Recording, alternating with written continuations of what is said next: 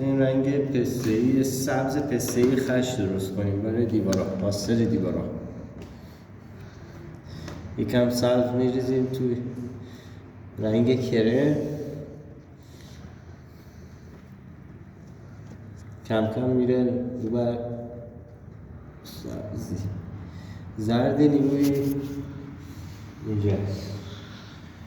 زرد هم میریزیم توش کم کم که بره رو بر پسته‌ای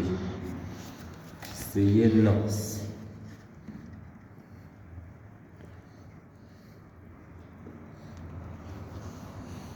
این رنگ داره میره رو بر پسته‌ای.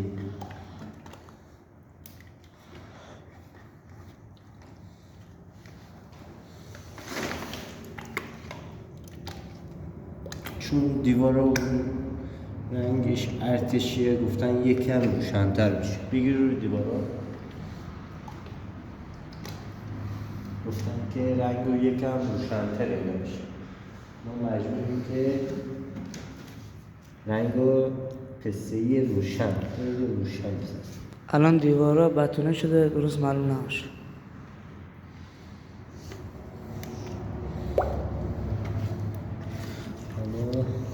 برای اینکه رنگ کم نباشه باید خورده دیگه بریزیم توش.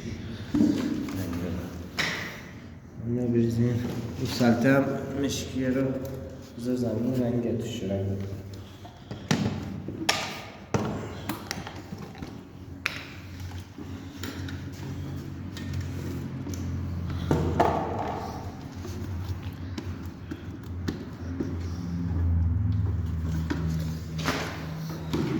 برای اینکه رنگ بس بشه. دیوار خیلی داریم، 3 اتاق هست، 4 اتاق، یک اتاق پذیرایی، یک هال، یک هم همواری. باید رنگ ها تری بسازیم که مسش بشه.